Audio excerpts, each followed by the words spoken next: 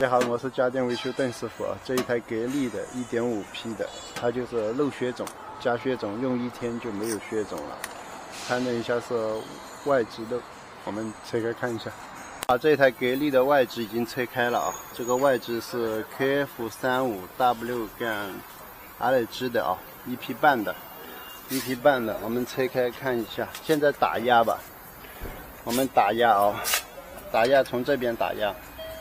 哎，这边正好就是有个接口一样，把这个锁住。哎，这个低压管